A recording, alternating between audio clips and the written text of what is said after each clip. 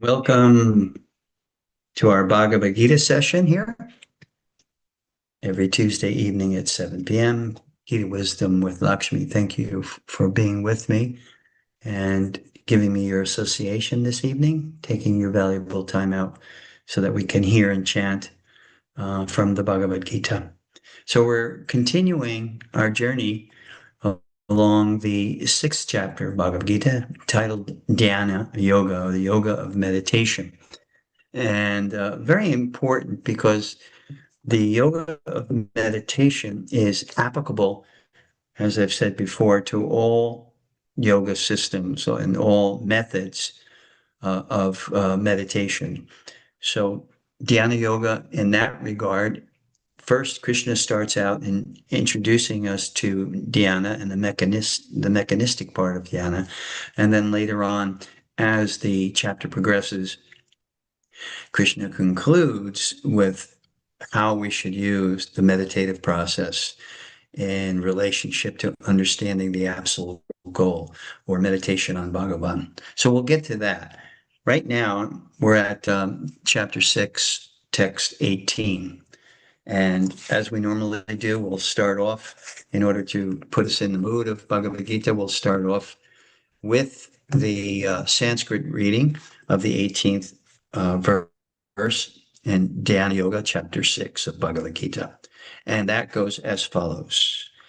Yada vinayattam chittam atmanyeva vatishtate nishpriha sarva kamebhyo yukta ityuchate tada. And the translation is the translation and purport given to us by A.C. Bhaktivedanta Swami Prabhupada, my teacher. When the yogi, by practice of yoga, disciplines his mental activities and becomes situated in transcendence, devoid of all material desires, he is said to be well established in yoga. So, identifying the yogi in their practice. So this is the yogi in the practice stage, not in the transcendental or the self-realized stage, and ultimately not in the stage of prema bhakti, which is the loving union between the soul, the soul and the Supreme Personality of Godhead. It disciplines his mental activity. So discipline is an integral part of yoga. Particularly Patanjali's yoga system, the Ashtanga yoga system, the Kriya yoga system that Patanjali talks about in the Yoga Sutras. It's primarily about discipline, but in every yoga practice, bhakti included, the element of discipline is of very importance. Because why? One of the things that yoga is supposed to accomplish is the control of the senses and the mind. Without control of the senses and the mind, one cannot be a yogi, one cannot understand what is the nature of yoga and the ultimate destination of yoga. So discipline has to be there.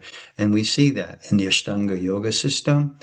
Yamas and niyamas must be practiced. Pranayam, asana.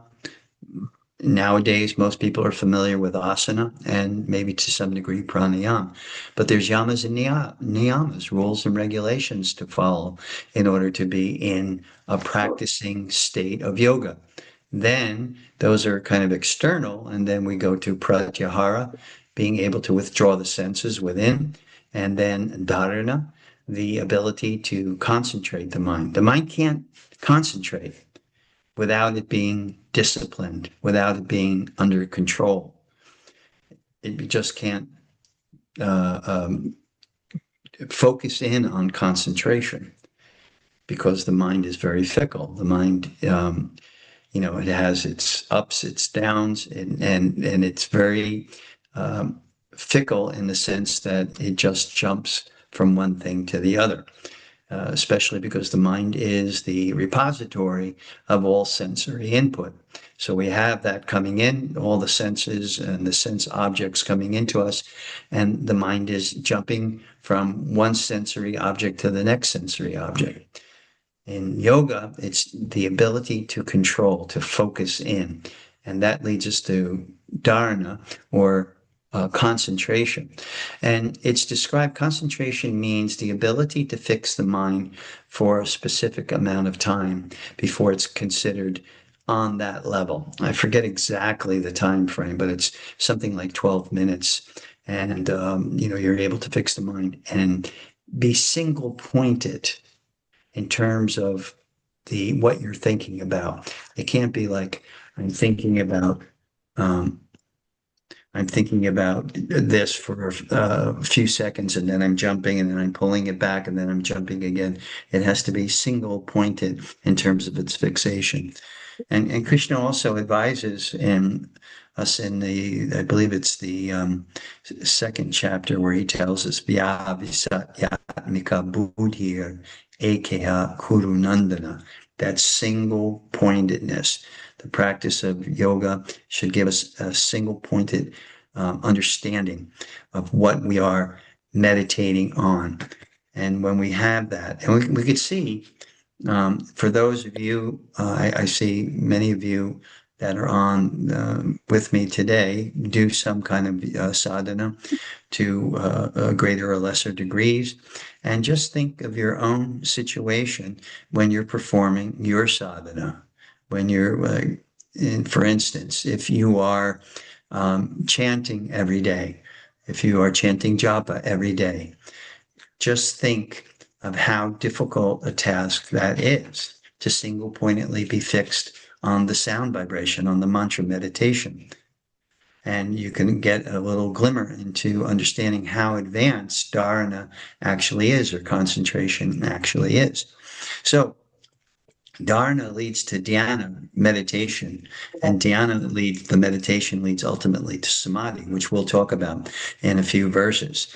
So in this particular verse, the function is, Krishna is saying, atman yeva tishtate. And that does not mean, because we discussed in previous verses about the nature of the absolute truth, the nature of realization of the absolute truth, having three different features or three different aspects. So what Krishna is specifically talking about here in this particular verse, he's not talking about brahman, that the atma is brahman. He's not talking about the self, meaning the soul, but he's talking about Paramatma.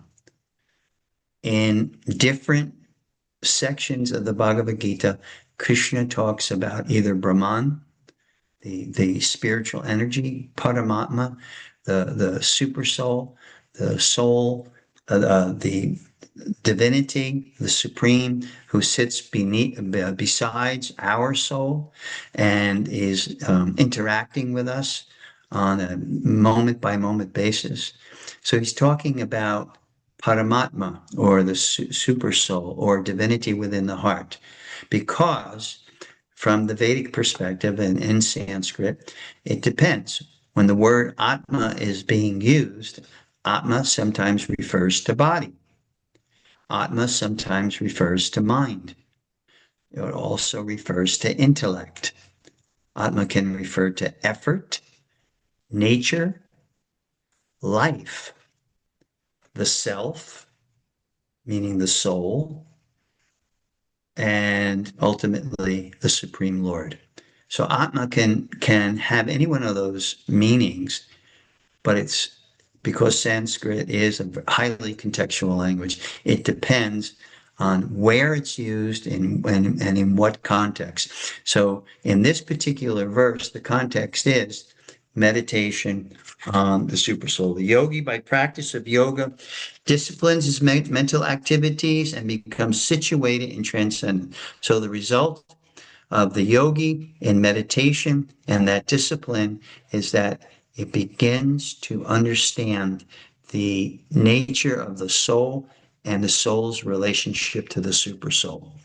Devoid of all material desires.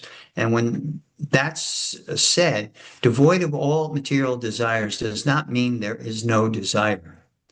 A material desire means that which is meant for my own pleasure, for my own gain. What Krishna is talking about here is that material desires can be diverted, can be dovetailed to become desires which are meant to please the Lord. That was the whole discussion between Arjuna and Krishna in the beginning.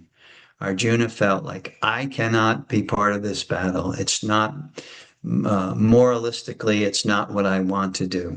And Krishna countered that by saying, it's your duty, number one, and it is the will, my will, that this battle take place. This is part of what is to happen. This is part of destiny, and destiny is also determined as destiny is the language of the Lord, the direction of the Supreme. So it's a matter of understanding that principle when we talk about desires. So desires, devoid of all material desires, means that you're able to have your desires in relationship with the Supreme.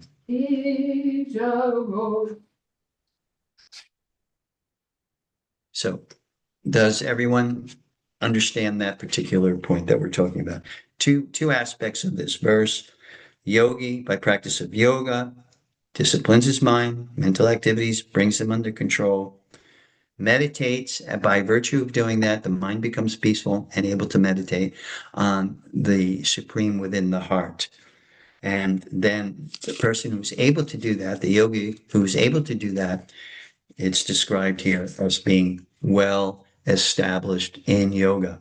Because earlier Krishna mentions, he uses the phrase mat chitta mat para. That means it's centered on the relationship that we have with the Supreme. Thus, the self here in this particular verse refers to the Supersoul or Paramatma.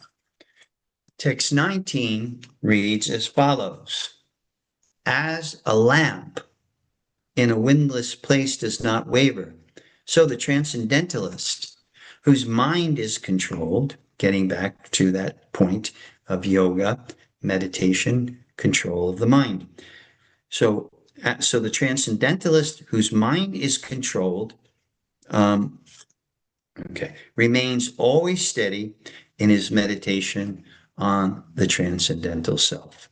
So the word here is that's used is deepa, and that means lamp. So the metaphor that's being used is if you have a lamp, let's use candle, for instance. Candle is lit, and the candle that is lit, the flame, if there's no wind, the flame is very steady. But if you turn on the air conditioning and the duct, like in my house, happens to be right above the candles, then the wind that blows makes it minimally waver back and forth and can even blow the flame out. But as a lamp in a windless place does not waver, so the transcendentalist, the yogi in meditation, in the practice of meditation, who's come to the point of controlling the mind, remains always steady in his meditation on the transcendent self. That's why, they give a certain period of time in order for one to be rightly situated in either dharana or concentration or dhyana meditation. There's a certain period of time, certain amount of time that you are able to keep the mind from flickering. And then it's considered you're on that stage. If you're not able to, if the mind is continually flickering, then we understand that we're really not on that platform. We're on still a neophyte, a novice platform, and our only recourse is to continue with the practice, with the sadhana, so that we eventually come to that level. So This is how we eventually come to the point to be absorbed in transcendence. And therefore, the mind is considered like a lamp in a windless place. So the mind is unaffected by the winds of the senses. That's one way that one of the acharyas defines it, the winds of the senses. So it uses our senses and the sensory input as part of the breeze or the wind that's blowing that makes the mind flicker. The steady flame is remembrance.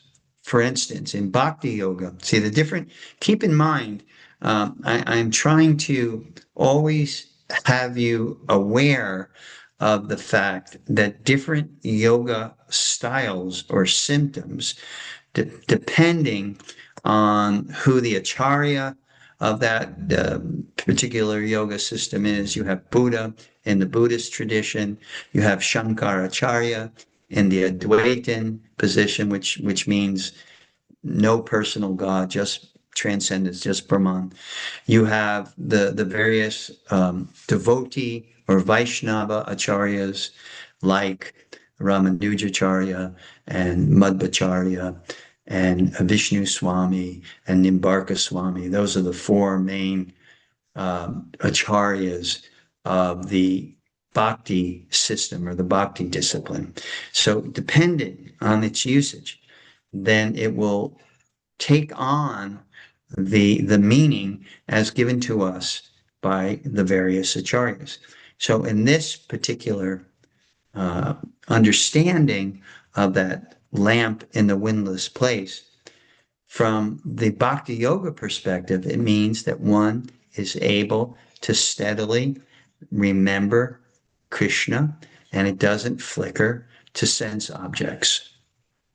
And a really good way to practice that is in kirtan. Many of you have attended kirtan or do kirtan and know what kirtan is. And kirtan is a wonderful way to have this steady remembrance. We are chanting names in the various mantras, like, in the mantras that I chant, most of them are names of Krishna or Vishnu. So we have a alambana. We have an object for our meditation. So for instance, if I chant Om Namo Bhagavate Vasudevaya, so that is a meditation on Vishnu. We know what the form of Vishnu looks like, the four-armed form, the celestial form of Vishnu. So we have the ability to meditate on this particular form. And we can bring it to an unwavering meditation on our alambana, the object of our kirtan, of the mantra that we are chanting. Also, the Hare Krishna mantra. Hare, that refers to Radha. Krishna and Rama refers to Krishna, the two-armed form, the flute playing, the jokester, the flute playing, peacock bedecked, dressed in wildflowers and golden dhoti and crown. And all, we have an object of meditation. Those of you that have been to my house remember that I have pictures all over the place of Krishna and Radha and Chaitanya Mahaprabhu, the incarnation of Krishna 500 years ago. And this way, what I try to do, that even if I'm in doing a walk meditation, a walk japa, I'm able to go from one image to the next image to keep my mind consistently in that flow of smaranam. The Sanskrit word is smaranam, or remembrance. So this is what is meant from the bhakti yoga perspective of the lamp in the windless place. Just keeping our meditation consistently on our object of meditation as we are enunciating, vibrating the mantra. So samadhi in Gita, samadhi, it does not mean blankness of mind. That's other systems, but not in the system that Krishna is talking about in the Bhagavad Gita. It may be in reference to the Buddhists, a blankness of mind, freedom from thought, but not in the system that is being espoused in the Bhagavad Gita. It's talking about actively utilizing the mind, not suppressing it. Same thing with desire, not suppressing desire, but directing desire. Not by suppressing thought, but directing thought to our object of meditation. Potentially calls that alambana, your object of meditation. So in the Bhakti Yoga system, the object of meditation becomes Bhagavan, the Supreme Personality of Godhead. So it's not blankness, but it's unbroken meditation on who you are calling out to. When we are chanting Hare Krishna, for instance, we are calling out to Radha and Krishna. So it is a meditation on who we are calling out to. Just like if you're in a conversation, if you have the ability, the mindfulness to be in that conversation with that person, isn't it greatly appreciated by that person that you're there? I have a friend, a dear friend of mine. His name is Radhanath Swami. And one of the most amazing things, there's many amazing things about him as a devotee of Krishna, but one of the most amazing things I think that people universally agree upon is his ability to be with you the entirety of the conversation, his ability to hear what you're saying and to respond accordingly. So that is the goal. That is the destination. That is what we are practicing, that we are calling, if we're calling out to Krishna, to be there in our conversation with Krishna and Radha, to be there and not to be on the phone while we're uttering our meditation, or not to be, tinkering around our computer. That's called inattentiveness, and inattentiveness fosters other kinds of distractions in terms of meditation. Inattentiveness is the biggest distraction. It causes all kinds of other distractions, sleepiness and distraction, everything that is impediment, and it serves as an impediment to our meditation that is there when inattentiveness is there. So in our beginning stage, will we be inattentive while we chant? Yeah, we'll be inattentive. But what we must have on any level of engaging in meditation, we must have the ability to bring it back, bring the mind back, rein it in. Number one, be aware that it is straying, that it is being distracted in the way that it's being distracted. We have to have that awareness. And then once we're aware, you catch yourself in that distraction, bring it back. Bring it back to your meditation. Bring it back to the mantra that you're chanting. Bring it back to the remembrance of that personality that you are glorifying in that mantra. And that way, that constant effort to bring the mind back eventually leads us to steadiness of mind. So not blankness, but unbroken remembrance of your object of meditation. So let us move on to text 20 through 23. And that reads as follows. In the stage of perfection called trance or samadhi, one's mind is completely restrained from material, mental activities by practice of yoga. This perfection is characterized by one's ability to see the self by the pure mind and to relish and rejoice in the self. In that joyous state, One is situated in boundless transcendental happiness realized through transcendental senses. Established thus, one never departs from the truth, and upon gaining this, he thinks there is no greater gain. By being situated, being situated in such a position, one is never shaken, even in the midst of greatest difficulty. This indeed is actual freedom from all miseries arising from material contact. So, Krishna's bringing in here, restrain the mind. One of the practical ways to understand the ability to restrain the mind is that by practice of your sadhana, if it's an effective sadhana, it will purify the mind. And the results of a purified mind is the ability to restrain it, to bring it in on concentration.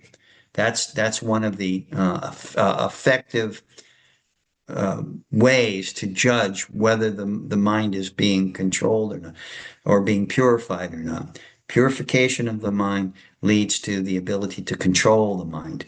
So the mind is restrained and then sees the self. So again, remember what I said, always be aware that how it is being used. What is the Sanskrit word for self here? In this, let's see. Let's see what we can get here. Uh, so chitta means mental activities. Yoga sevya, but performance of yoga. Ah, here, atma. Atma. Remember we discussed the various meanings of atma. So atma here is, we have to understand the definition of the self is this, it means contact from the perspective of Bhagavad Gita and from the understanding in terms of the Bhakti Yoga context, it means it is the bliss which is obtained when we are able to connect with Bhagavan, connect with our object of meditation. And that connection, it means in relationship. Our relationship grows stronger and deeper and more profound. Just like when you meet somebody, it may not be a very, deep feeling that you'll have for this individual because you really don't have connection. As you get to know them. Please mute. You don't have this connection, but as you associate with a person more and more, you get to know them better. You get to like them more. You get to feel comfortable with that person. Different stages of development of friendship, from peripheral to confidential, deep relationship, where you get to the point where you love this person, you have trust in this person, you are willing to confide in this person, and you're also willing to hear from them if they need a confidant.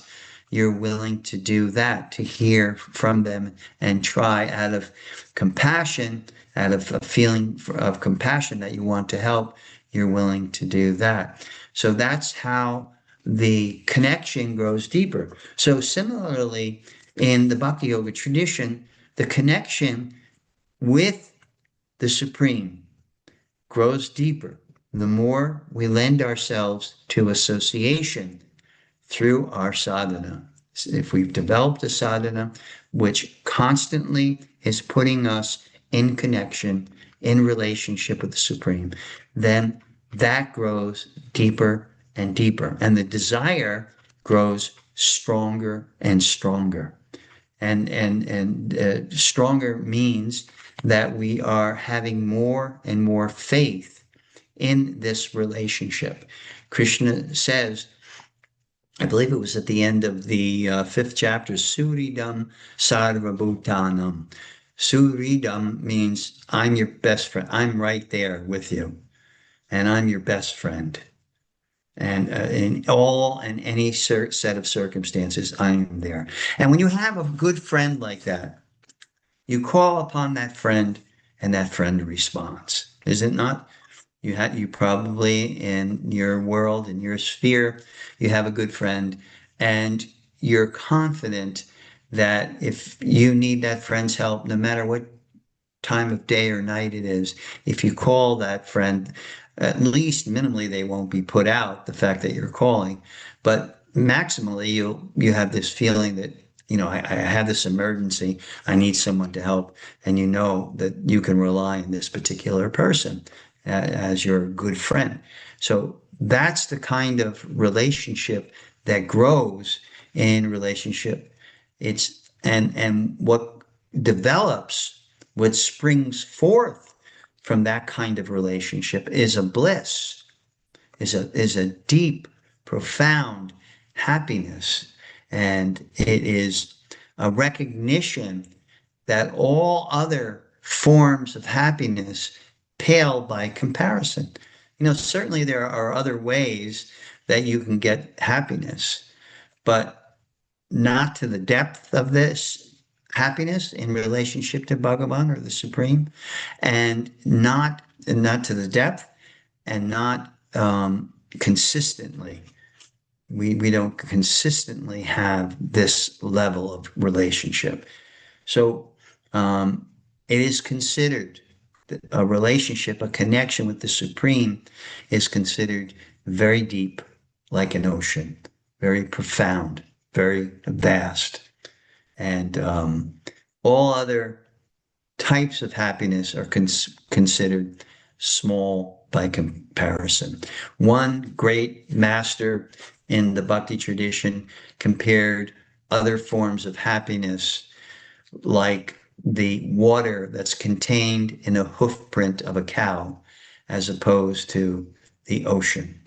When we make a comparison to the water that's contained in the hoof print of a cow compared to the ocean, the vastness of the ocean, the depth of the ocean, it is considered very, very tiny by comparison. Therefore, this bliss is what's called Bhagavad Ananda, the bliss of connection with the Supreme in the personal feature. Okay, let's see what else we have here. Nothing greater is gained by this kind of bliss. Even Krishna prema surpasses what Patanjali is talking about in the third pada of the Yoga Sutras. He talks about if you perform yoga effectively, according to the Yoga Sutras system, the Ashtanga or the Kriya Yoga system, if you perform it effectively, you can gain powers, mystic powers. But in context with Bhagavat Ananda or Brahma Ananda, the bliss which comes in relationship with the Supreme, it's considered very insignificant. There is really no comparison. So Krishna talks about param drishtva nivartate, that the way we are able to give up our pursuit of pleasure in the material world, it's not an easy thing to do. We're not only conditioned in this life to seek pleasure for ourselves, but we're conditioned in many births. That conditioning is there in the form of samskaras, and samskaras means impressions, and those impressions are activated when you put your mind in contact with things which are extensions of those impressions. They bring up those impressions. So we're constantly being bombarded with desires for self-aggrandizement or self-enjoyment. But when the great acharyas or the masters are saying become desireless, they're saying that if a desire comes up for enjoyment and that desire can be dovetailed in relationship to your meditation on Bhagavan, on the Supreme, then that desire is no longer an impediment in your meditation, in your yoga. It's not a distraction. It serves actually as an incentive, as a spark. So, all other forms of liberation, etc., become pale by comparison to Bhagavan Ananda, or having a loving relationship with God, with the Supreme. Then yoga is also a separation from suffering, the acharyas say. So what is suffering in terms of the bhakti system? It's very simply defined. Suffering means forgetting our relationship with the Supreme. When we do that, previously in previous talks, I talked about misidentification and misuse. Those are two important things which are causes of our suffering. When we misidentify, when we follow the false ego and think we are the mind and the body. When we are on that level, when we're thinking we're the mind or the body, that's called misidentification. And it is one of the quintessential points of suffering. And misuse. So when we misidentify that the body and the mind are who we really are, then what do we do with this human energy that we have? How do we utilize it? Well, we utilize it in service of the ego rather than in service of the Supreme. And when we utilize it in service of the ego, that's the cause of our suffering. Because nothing on the material level can bring us the degree of happiness that we crave, that we desire, because that happiness or that desire for happiness springs from the spiritual dimension of our existence, not the material dimension of our existence, the spiritual dimension of our existence, which means it's coming from the soul. So it can and cannot be fulfilling unless we're connecting to the Supreme in this manner. And when we do, then this suffering begins to fade, begins to diminish. It doesn't mean we're not going to experience pain. It just means that we see pain or difficulties in our life with a different light. We see it in terms of this is not being done to me, it's being done for me. There is ultimately a educational self-growth reason for this challenge that has occurred in my life, rather than the victim mindset. What's the victim mindset? Oh, why me? Why is this happening to me? And then we point out the person or the situation that is the cause, and we wallow in self pity. So the practical experience that we get when we understand that our connection with the Supreme frees us from suffering means that we see things differently with a different perspective. And it is just that change of perspective that helps us to see things as growth inducing, mind calming, causing a peaceful mind. We see that as assistance in our growth and development and our progression on our path, on our spiritual path. So it has a lot of practical aspects to it. obtaining that mindset and then seeing the world for what it is. This is a place of rehabilitation. When we stray from a connection with the Supreme, then this material world, the whole function of the material world is to bring us to a point of understanding that as long as we're separated from our constitutional loving relationship with the Supreme, we will suffer. So we may not have that realization, but being in this material world, things occur and eventually causes the light to go off, the bell to ring. Oh, this is not what I want. This is not what is ultimately satisfying to me.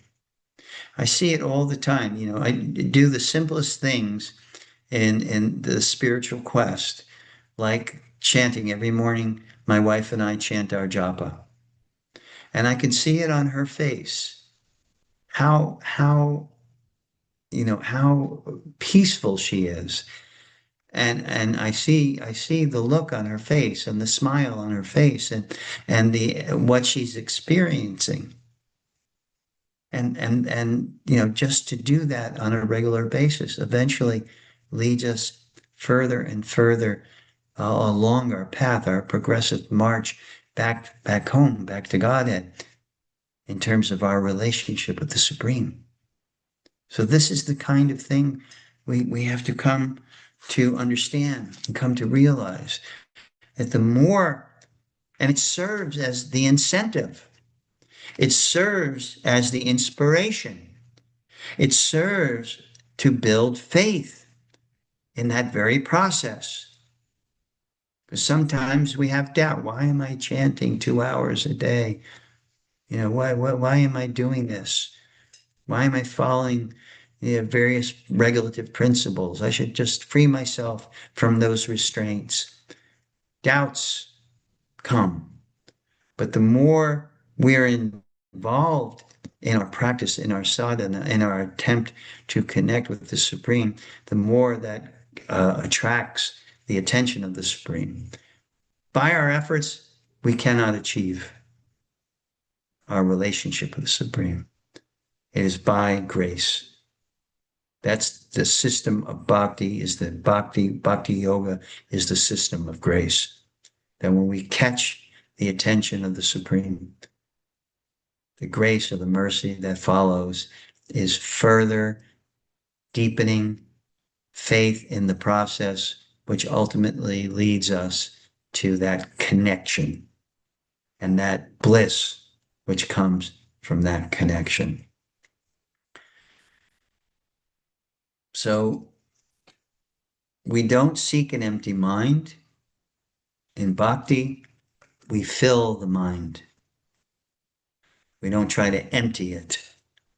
We try to take the mind's tendency and dovetail it to be in connection with the Supreme. So we try to fill the mind with the Supreme. We replace desirelessness or the obliteration of desire with a desire to serve the Supreme.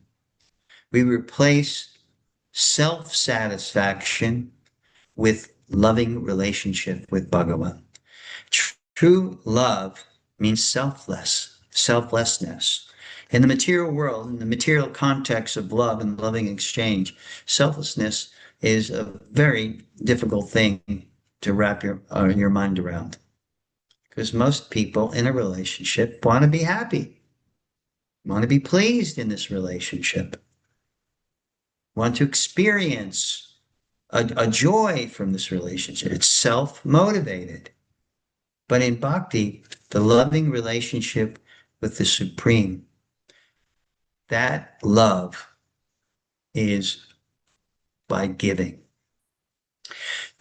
of the heart, by giving of the mind and the senses, in terms of redirecting them, in terms of our seva, our service to the Supreme.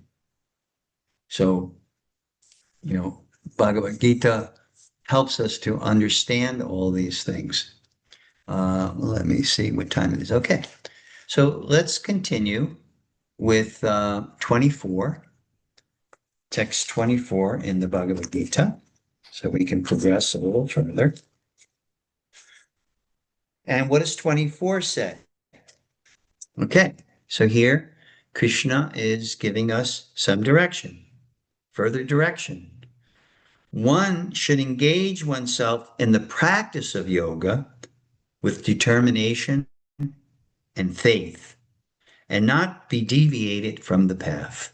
So again, that single pointedness, that fixatedness, being determined to be on this path and not to deviate from the path and not to get distracted to go off the path. One should abandon, without exception, all material desires born of mental speculation and thus control all the senses on all sides. So the idea here is desire originates from sankalpa or mental imagining. And Patanjali talks about one of the vrittis, which is detrimental to our meditation, is imagination. So this sankalpa or mental imagining that a lot of people live in the past, or they languish in the future. If I get this, if a person sees me like that, all of these ifs, all of these speculations, then that living in the future really does not satisfy us. It's being present in the now, being present in the moment to moment absorption and pleasing the Supreme. And that is not as hard as it sounds. Oh, how can I always think? There's so many things that I'm going through. There's so many types of things I'm interacting with. It's not possible, but it is. It is possible. When we see another person, when we're interacting with another person, and let's say that person is acting negatively, you don't like the way that person is acting. If you're able to understand or bring to the forefront the understanding, that person is a pure spirit soul. This negativity coming from that person is not that person itself. It is the gunas. It is the modes of material nature. It is the influence of passion and ignorance. It is the influence of attachments and aversions. That is what's causing the manifestation of an attitude that may not be so nice, may be negative, may have so many different connotations which are not pleasing. If we're able to remember, and not only that, what Bhagavad Gita is telling us, there's two souls in the heart of every living entity. Every living entity is possessed of its own presence as jiva, spirit soul, and seated next to the jiva, the soul, the individual soul, is the presence of Paramatma, the divine soul, the Suridam Sarvabhutanam, the friend of all living entities. And when we understand that, our relationships with other people, we can, the quality, all of the great masters in the Buddhist tradition, in the Advaitin tradition, in the Bhakti tradition, all of the great masters say what manifests within the heart of someone who's advancing, someone who's advancing on their path is compassion. So when we are able to see with compassion that this person, this being standing before me, is a pure spark of spiritual energy, a pure spark of consciousness, we see with that in mind then we can understand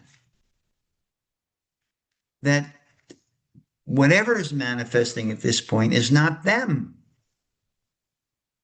It's not them at all, but it's the effect that the material energy, it's the influence that the material energy has on them in the form of raja, or action causing distress, or tama, which is ignorance, which basically means forgetfulness. Not even a hint of desire to understand, or the ability to understand that I'm something more than the body. Not possible. Because when one is in that ignorance, in that state of ignorance, intoxication breeds ignorance. Certain kind of diet attracts tamagun. There's a tamagun diet, a rajasic diet, or a sattvic or goodness diet. That's why in Ayurveda, probably one of the most important aspects of Ayurveda is your diet. The diet that you are on is a contributor to the guna, or the mode of material nature that affects you. If you're eating canned foods and frozen foods and highly processed foods and foods that are old, this is tamasic, and it will have a tamasic effect on consciousness. And right now, more than any other time in history, diet is such an important factor in terms of our ability to understand our nature as soul, or not to understand, in unable to understand. Why is that? Because we look at where we are right now.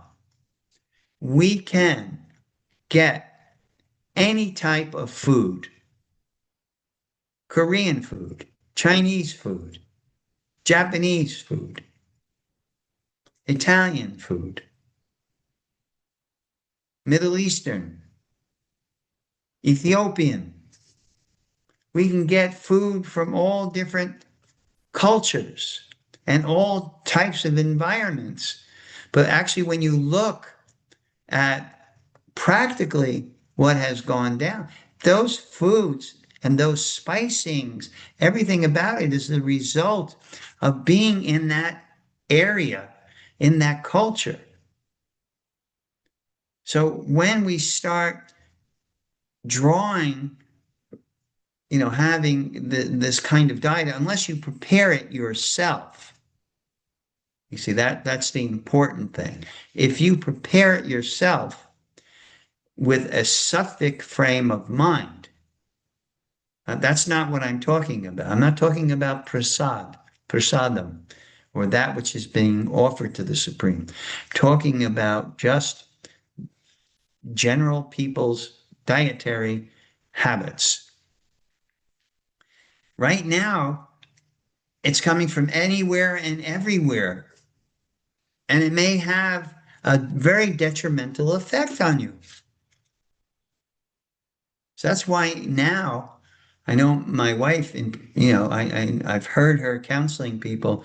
She's very keen on what you're eating and when you're eating it, knowing the effects, the either beneficial, food as medicine, or food as disease, cause of health or the cause of disease and suffering.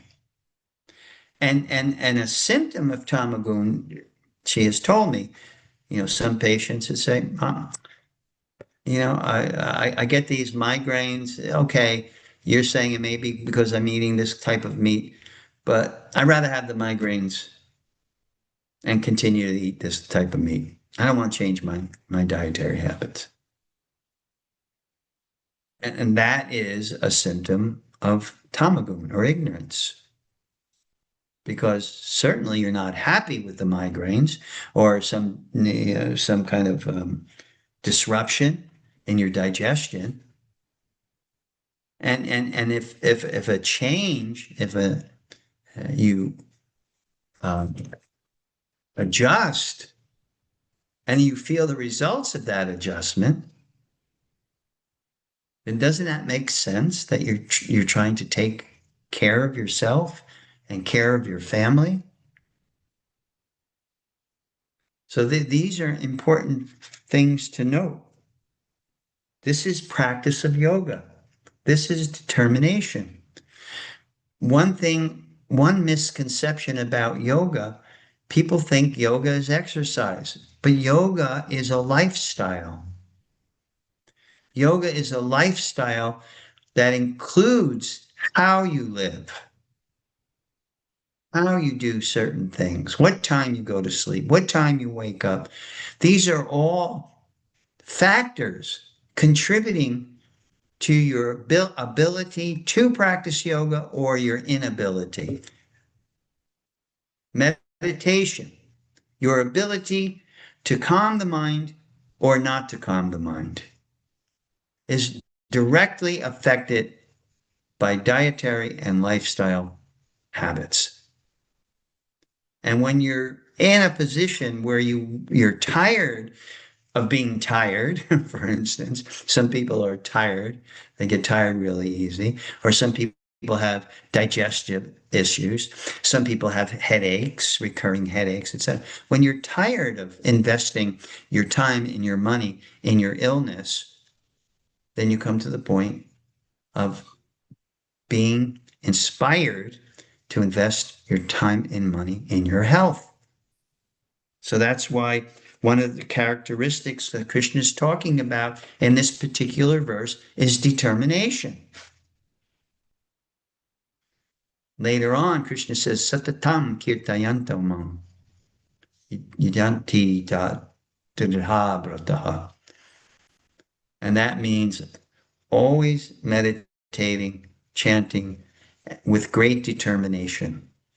Determination to commit to the things that are best for you physically, mentally, psychologically, spiritually. That means you are taking control of your life rather than your mind. Krishna indicates they are the senses. Stronger than the senses is the mind. Stronger than the mind is the intellect. So intellect discriminates, makes the choice between what is good for you, what is not good for you. The mind is quick trigger based on impulse. The mind is actually going from one thing to the other thing very quickly, but the intellect is sober. The intellect is making the decision. If your intellect is weak, then the mind will prevail. The urges of the mind, the urges of the senses will prevail. But if the intellect is strong, it's purified by your performance of yoga, then the intellect is strong and determined and is able to say, yeah, this is not good for me. This is not proper utilization of my time. This is not a lifestyle which is conducive to peacefulness. This is not a diet that is conducive to good digestion. Good digestion means good health. You're able to discern, to discriminate between what is absolutely beneficial for you and what is detrimental for you. So I will stop here at text 24. We'll continue next week with Bhagavad Gita, chapter 6, text 25, and try to go through, a number of verses so that we can get a real good understanding of this sixth chapter. So, open for discussion, questions, comments. Please feel free to share with me a takeaway that you have from what was being said by Krishna here in the Gita, or an observation that you made, in terms of practical, your own life experience, be greatly appreciated by those in attendance. So anyone, just unmute yourself and speak up. Lakshmi Ji Hare is. Krishna. Oh, Whoa, I hear Lakshmi Ji. So who is that? Nathan. Well, I'll let the other person go. No, no, please go ahead. Thanks. Nathan, God, you go, and then Anjul will go. Yes. Okay. Yeah, I was just when I was tuning in, I was really thinking about I work as a firefighter, and I've read the Bhagavad Gita so many times, and it's there's so much wisdom there, and every time I go over it, I learn something new. And but yeah, I was really thinking, because I wouldn't say I'm a very violent person, but when I was younger, I was picked on a lot by my older brothers, and I was really little. And anyway, I became a violent person to just so people wouldn't pick on me anymore. And it solved a lot of problems for me, like actually people stopped picking on me, Right.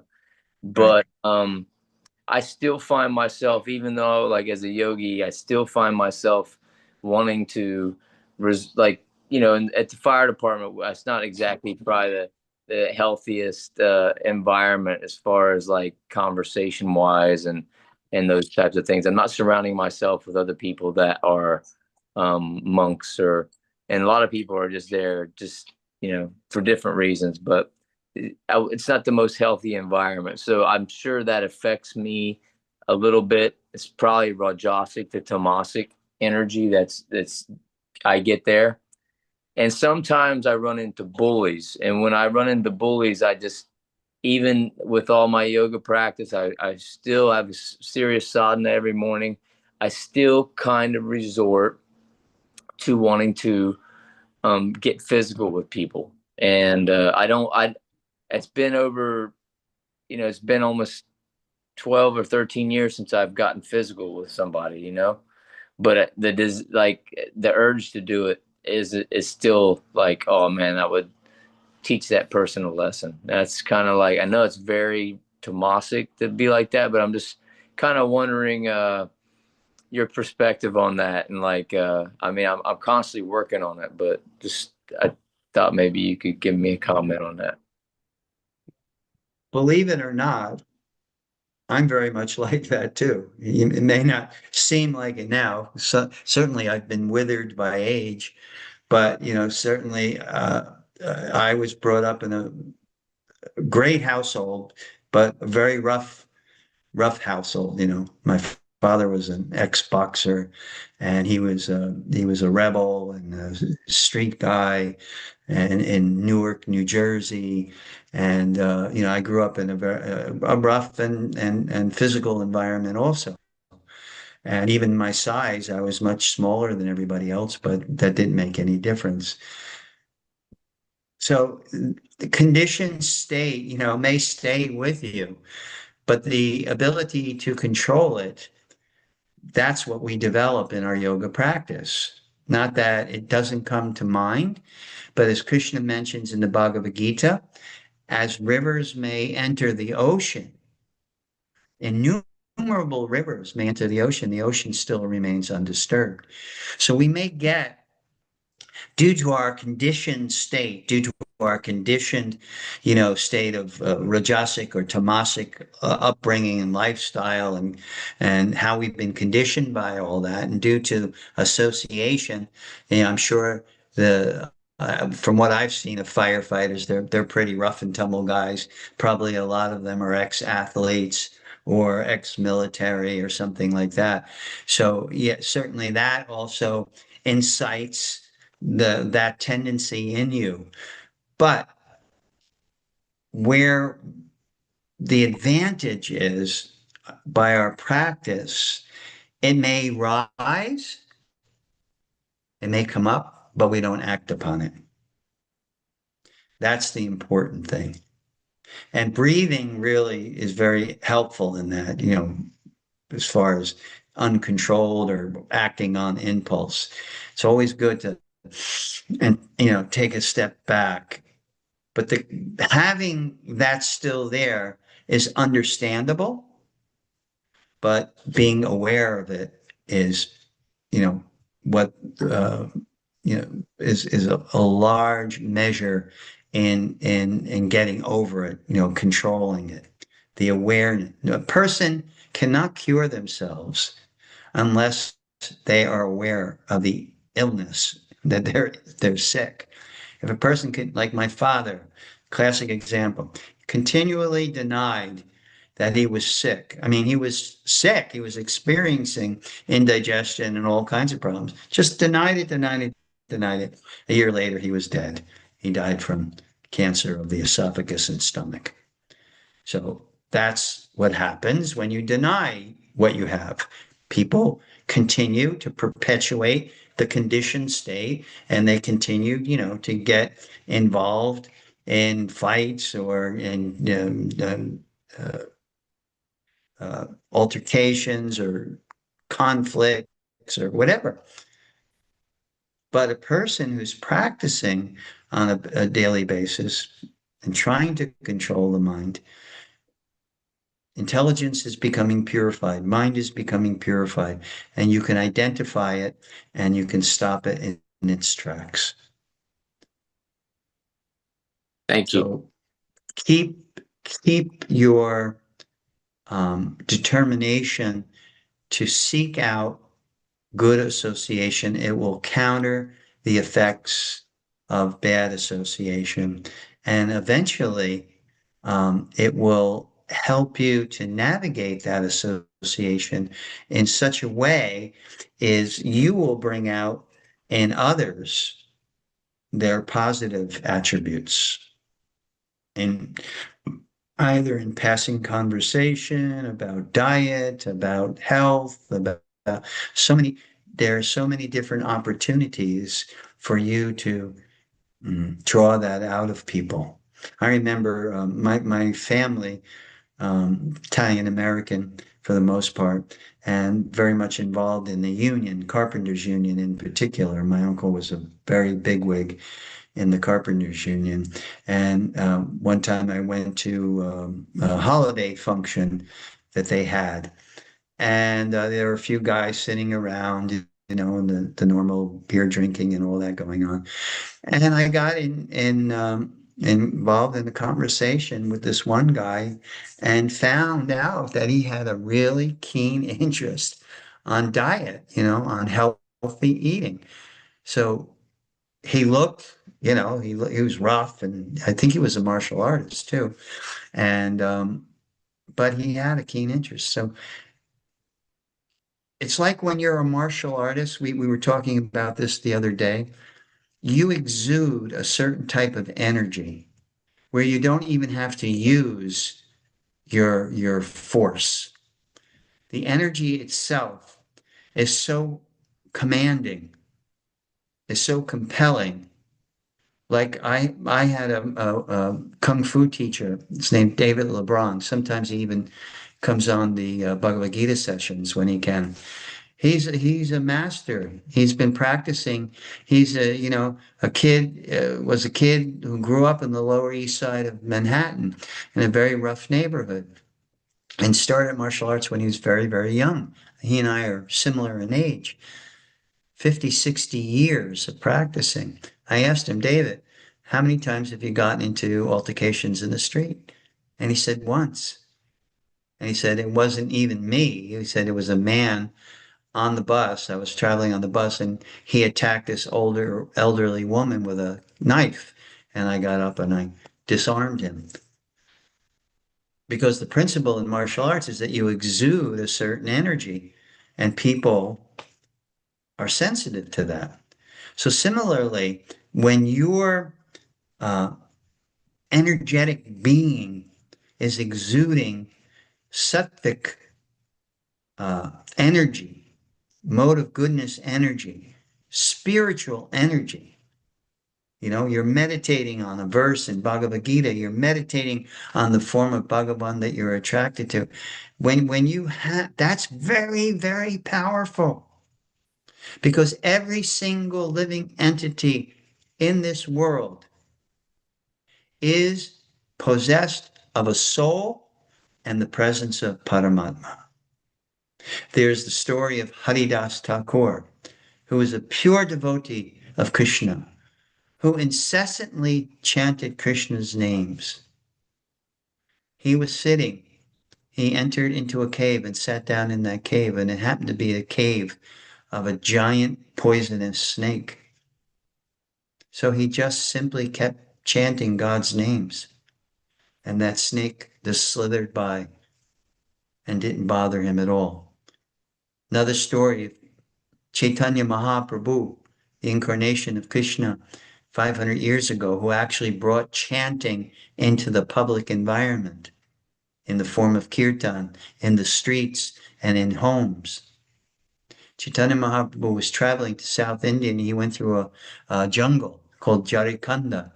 And in that jungle of Jarikanda were bears and lions and all kinds of, animals that could do a lot of damage to you. But when he went through and he was chanting Krishna's names in ecstasy, it touched all the living entities. And there's a wonderful painting of the animals together, the deer and the lions and the tigers and the bears, and they were all in ecstasy by hearing the holy vibration.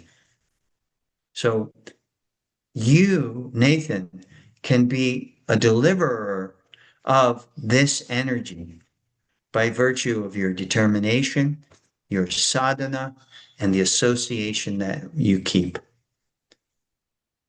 And swadhyaya, the study of sacred texts like Bhagavad Gita. And you will be surprised. You can walk into a situation and walk into a place and change the energy around. I've seen it happen. Thank you. You're welcome. Anjul, do you have some question or comment? Yes, I had a question. Yes. Basically, more about when you were talking about Dhyan Yoga and all. So whenever, like, when we are chanting or doing our sadhana, or, it's for the first 15, 20 minutes, or you can say in half an hour, it's good to concentrate. The concentration is there, but after a while, as you also mentioned that during the lecture, that the mind gets distracted, and our thoughts are wavered and it goes into other directions and not on what we are actually doing. Uh, Similarly, like when we are practicing yoga, like I'm a yoga practitioner myself, Right. but You're a yoga teacher, right? yeah, I'm a yoga teacher, a certified Mhm. instructor. So whenever I'm practicing, like there are days when we feel that you're not motivated enough to do certain things, or I mean, whenever you're not able to do something, it comes in the mind. So all these kind of things are there. How do we tackle these things, or what are the steps we should take in order to be focused on what actually we are doing and not getting distracted away easily? Yes. So yeah, that Very, was. very good question. Very practical question. The first thing, what is a good thing to do prior to your meditation is to kind of create an internal environment. In other words, prepare yourselves for your sadhana. Try to focus. That's what's nice about having pictures of Krishna, deities of Krishna, and so many things. Because what in the Bhakti Yoga practice, I think you're a Bhakti Yoga practitioner. In the Bhakti Yoga practice, it's utilization of everything that you have, right? Your senses. In Bhakti, we use our senses. So what distracts us? What distracts us is our senses. Our senses are catching this or hearing that or smelling this or touching our senses. So the practice, the sadhana, the bhakti practice is so designed. Why do we chant on japa beads, mala? Because it's the sense of touch. You're engaging the sense of touch in touching the sacred mala. For a bhakti yoga practitioner, our mala is made of tulsi, and tulsi is considered very sacred. And tulsi is also one of the principal servants of Krishna. So she can help us in our endeavor to focus.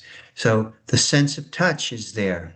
The sense of sight is there in terms of the pictures that we have or the deities that we have. We look and we meditate. We cause our sense of sight to reach out and bring in our object of meditation.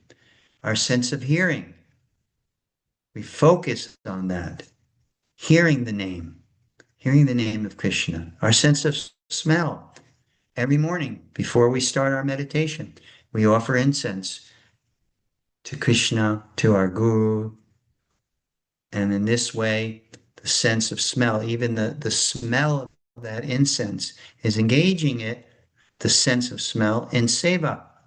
Eyes, by seeing, engaging sight in seva. Ears, by hearing, engaging in seva. Touch with japa, the mala, engaging that sense. So what we have is a total sensory absorption in our sadhana. Now, like you said, 15, 20 minutes, you're good, but then you start to tire. Okay, that's going to happen, especially, on the various levels of our development. What you have to work on is immediately picking up the distraction, not languishing in the distraction. And what does that mean? It means when you're distracted, you go there, you go there, you go further. But to pick it up, oh no, I'm being distracted. I'm being distracted by whatever it may be, whatever sound, whatever sight, whatever thought that's coming into me, to try to catch yourself. That is preliminarily what we try to do in order to avoid inattentiveness during our sadhana. Try to be keen on picking up when the distraction is taking place. And the sooner that you can pick it up, the less time you spend languishing in it, that will be better for you. And that'll draw you right back. Krishna even says, you draw the senses within as a tortoise draws its limbs into its shell. Krishna uses that analogy. So when the mind is going out, draw it back in as the tortoise draws its head back in to protect it from any kind of predator. So how does that sound okay? Yeah, that sounds good. I mean, we'll Thank you. try and Thank do you. it. Thank you for your question, Nathan. Thank you for your input. Would anyone else like to say something in this regard? Any takeaways? Does anyone have any takeaway of what Krishna was telling us in these last several verses? I'd like to say something. Yes, Sri Hari, please. You know, I really, and this goes along with what we spoke about tonight, and that is that I like to keep the video on because it creates a more of a sense of connection with what's going on in the class. Where if I don't have the video on, then it's easier to get distracted and etc. Just an observation. Yeah, well, that's a good observation, and I think you're 100% right. You feel drawn in, and it's a lot harder to get distracted by the cell phone and texting and typing. I think the two things that you do are very instructive, to feel involved, to put yourself involved, and the fact that I noticed that you take notes. I'm a note taker myself. Sometimes I attend a class And I almost feel like the speaker is thinking I'm texting people, but I'm actually taking notes on my phone. Everybody has on the iPhone, they have the notes app. And my notes app has over 1,000 notes on it because I'm an avid note taker.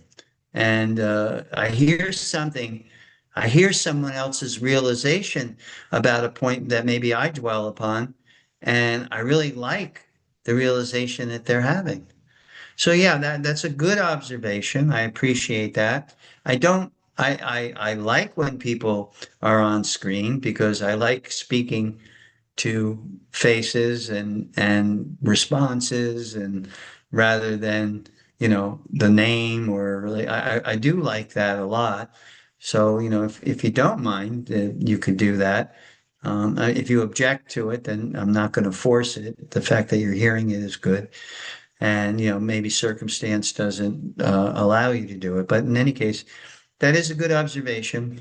And I think it's a point that we should be trying to figure out in every situation when it comes to performance of our seva and our sadhana. What can we do to maximize our ability to be attentive, to be mindful, to be doing what we're doing? What can we do in that regard?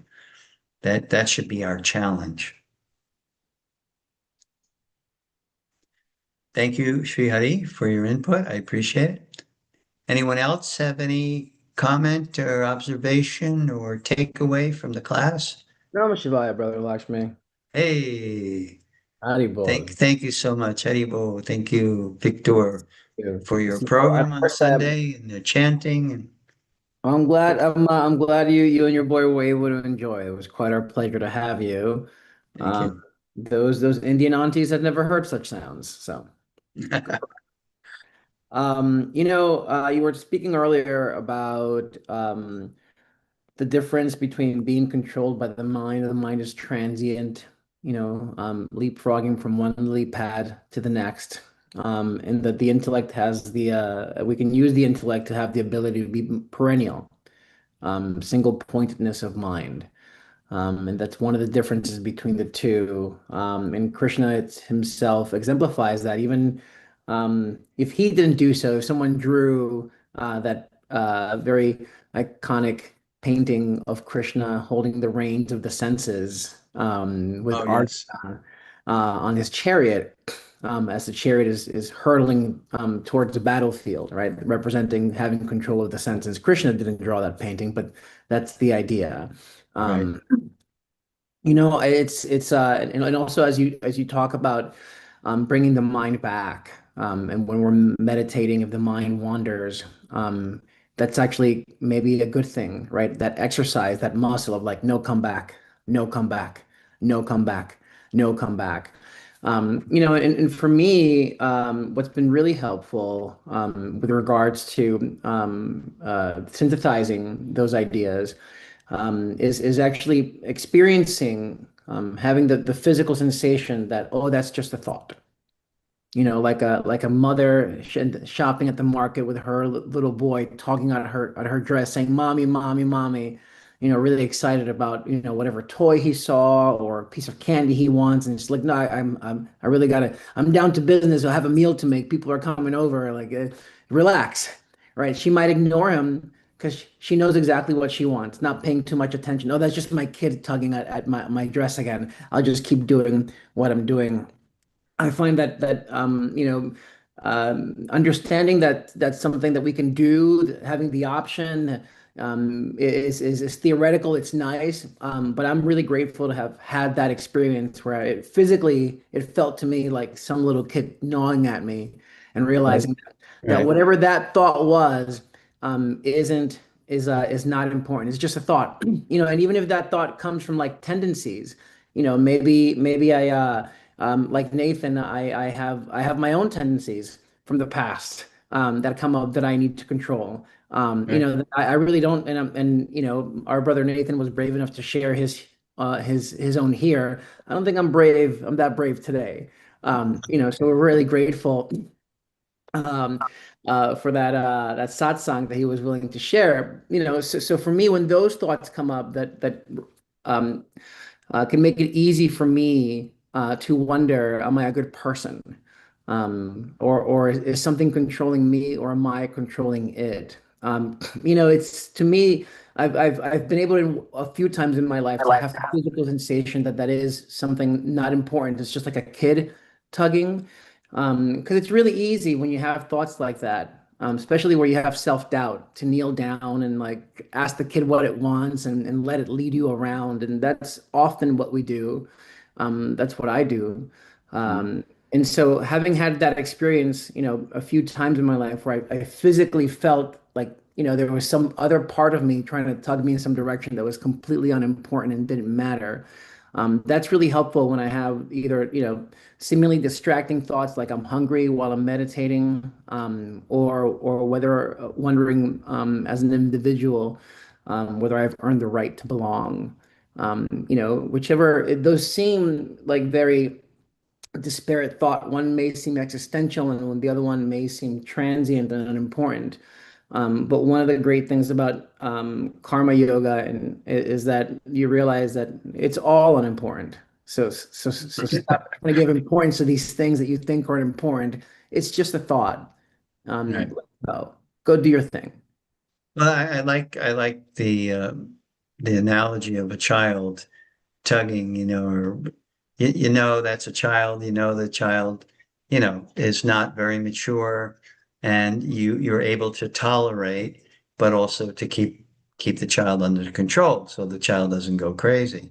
So the mind is like that. The mind may be immature. I want this. I want it now. I don't care if it's good for me. I mean, they may be throwing out so many impulsive thoughts, but you're saying to the mind, okay, it's okay. Settle down. It's all right.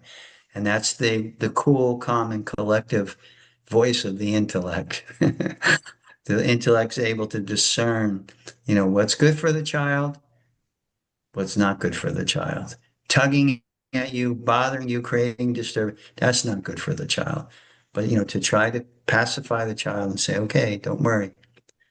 I like that. I think actually uh, Prabhupada used that analogy too in reference to the mind. So thank you for that. So I really appreciate all of your association for this great evening. I hope you um, had a good time. I hope you enjoyed the class.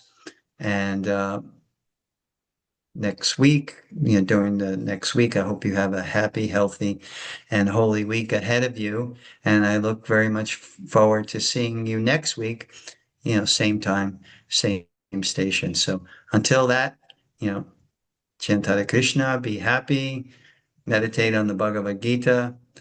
And I love all of you, and I'm grateful for your association on these Tuesday evenings. Thank you for taking your valuable time and sharing it with me. So until we meet again next week, Hare Krishna to all of Hare you. Krishna. Hare Krishna. Hare Yeah, Krishna. Thank you. thank you. I just wanted to add one thing to Nathan, who was a yoga teacher, to his question, that he Uh, said, how to still focus. What helps me is pranayama, that sukha pranayama, alternate nostril breathing, and also sometimes deep breathing, like counting to 4 and then staying for 3 and then counting back to 6, like exhalation yeah, more than inhalation.